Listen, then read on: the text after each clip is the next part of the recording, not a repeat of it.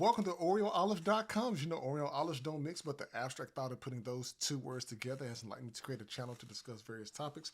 Well, on today's episode, people, I wanted to do a video that I was watching this YouTube clip, and it was talking about people moving out to Atlanta, people moving to Chicago, people moving to New York, and these big cities, especially coming from small towns. But I thought I'd give my interesting perspective on it and show you a couple of things that you probably didn't know. Now, as we're looking at this, I do want to be crystal clear about something here. I definitely understand how people and young adults can feel coming from a small town and trying to move to a big city. Because, I mean, I can remember back in time when I was like in high school and college, I always wanted to move out to a big city because I always felt there's going to be more opportunities. I was going to do a whole lot better in life. But in reality, once you grow up and you become an adult, you start to think about adult things like there's rent, there's different types of jobs you have to have, there's a certain salary that you would need to make in order to maintain a lifestyle in these areas. So let me give you a glimpse of what I'm talking about here. So let's take, for instance, we're talking about living in Arkansas, okay? Living in the Memphis, Tennessee area, coming from like a small town in Arkansas. One thing is that we all know and can attest to, if you're coming from a small town, there's nothing there that's going to keep you in that small town, because you are, especially if you want more in life, you're going to want to move somewhere where you can experience life and have access to many different things, even as simple as being able to wake up in the middle of the night and go have, go to a breakfast spot and have your breakfast and have different restaurants that you can choose to eat from, right?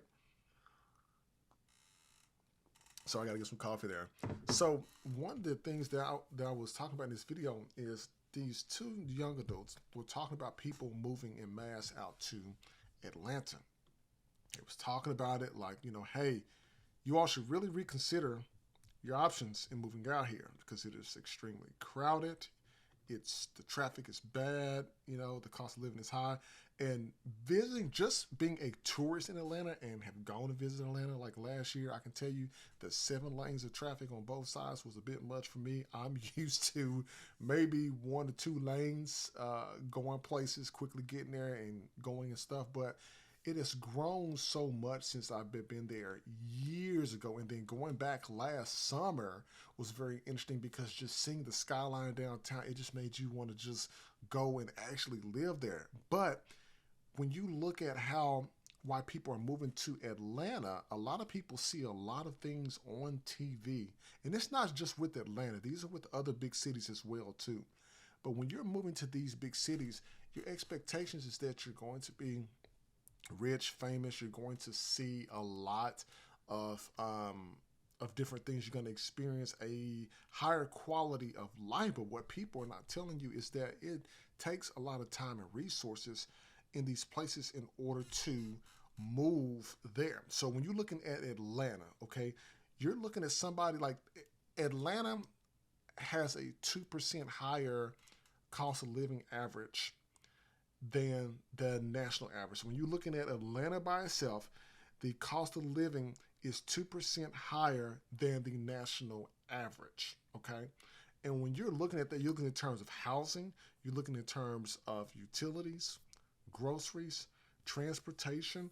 But when you're looking at a pay scale, you practically will need to probably make about $75,000 or more a year in Atlanta to live an okay life. Now, I'm not talking about you all getting like extremely luxury cars and living in $400,000 homes, but just being able to enjoy the fine amenities that may be out in the community itself.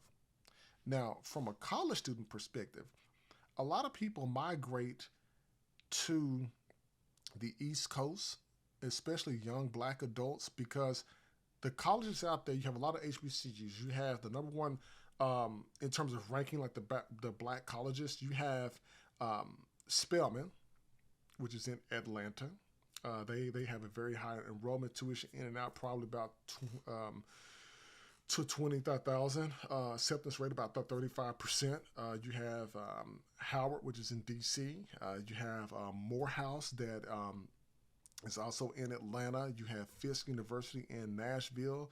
You have Xavier University in Louisiana, and you have Hampton University in Hampton, Virginia. And those are just one of the 25 top HBCUs for Black students. And these students are moving, like these students are coming from small towns, some of them, and they're moving out to these big metropolitan areas, and they're expecting to live the life of luxury, but then when they get out there and find out it's nothing of what they thought that it was going to be. Now, I can tell you, people coming from a small town and growing up and going through college, I wanted to move to one of these like big cities. I wanted to go to Howard University, like when you think about that growing up, then when you really become an adult and you see that when real life hits you in the face, you realize there's a lot more cost to it than just moving to these places. Now, is Atlanta overcrowded? Probably so. But when I visited Atlanta, it was more from a tourist perspective. When you're a tourist in a particular big city like that, you're looking to do tourist related kind of things. Now, a college student that's kind of needing to just get the test of the waters, I can understand. Like a student wanting to go out there, go to school, you get a chance to kind of trickle out in the community, kind of see what it's like, and determining before you graduate college if you actually want to move there. But you never hear people moving to like Utah or Idaho or somewhere like that, but they're always migrating out to these big cities. But my word of advice there is to basically take a look at what it definitely will cost for you in order to move to these cities, because as they say, you stick to a rule of thumb of spending about 30% of your monthly income on rent. So you would need an income of probably, as they say, about about 6,200 or 6,000 or 62,000 plus dollars a year to live a comfortable lifestyle in a one-bedroom apartment in Atlanta. And you all know apartments are extremely high.